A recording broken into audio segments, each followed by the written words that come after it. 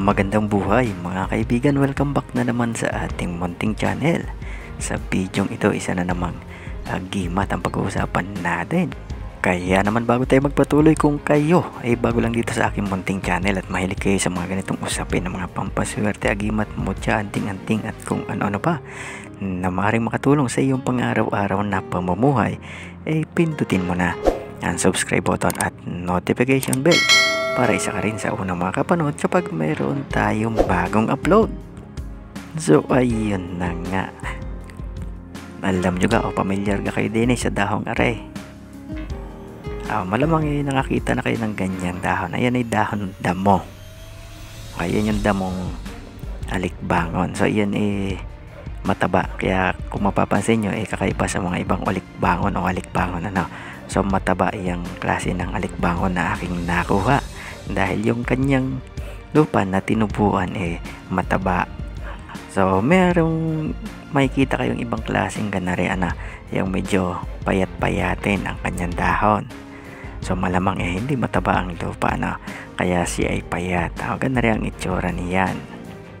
So ang ganaring damo gumagapang at madaling mabuhay. So kapag nagtag-init kapag siya ay natuyo, pagbuhos ng ulan ay makikita nyo magtutubuan agad yan.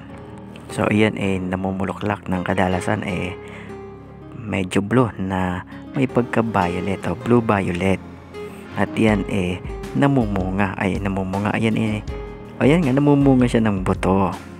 So alam nyo ang ganaring damo mabisa.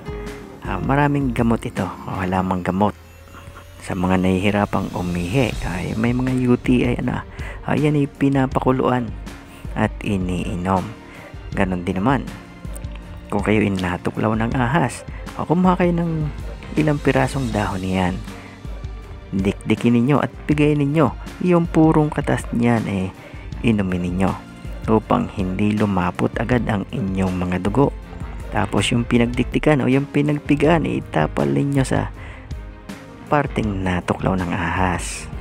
Pero alam nyo ba na may makukuhang mutya o agimat diyan sa alikbangon na yan? So kapag kayo may nakitang bunga niyan, so yan mga buto kunin ninyo at piliin ninyo doon kung alin yung naging bato.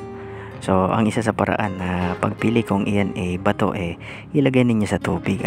Kapag iyan lumubog sa tubig maaring bato iyan. So yun yung buto niya na naging bato.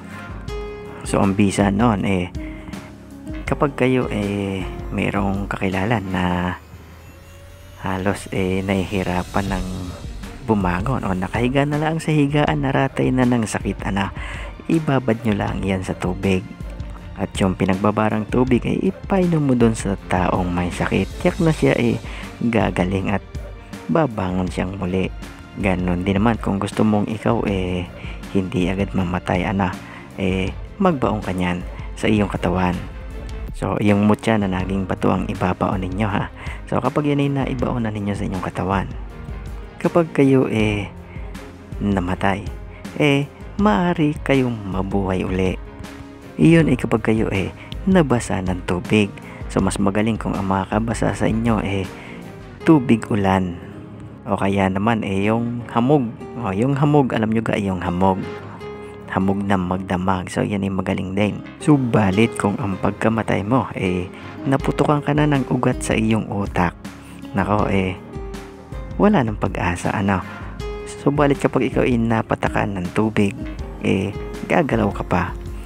Maaari kang gumalaw, subalit wala na rin, patay ka na rin dahil ang nagpapagalaw na lang sa iyo ay yung mutya na nakabaon. So kumbaga kung ikaw dadalhin sa ospital, ang magpapagalaw na lang sa iyo ay yung mga aparato upang ikaw huminga.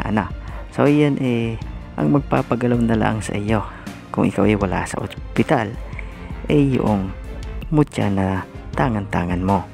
Subalit wala na ring silbi, parang kumatos ka noon. Kaya naman ang ginagawa, kung talagang alam ng albularyo na ikaw patay na, paiinumin ka na ng suka upang tuluyan ka ng mamahinga. Yun ang bisa ng alikbangon kapag ikaw mayroon. Hanggang sa muli, good luck, God bless at ingat daw kayo palagi.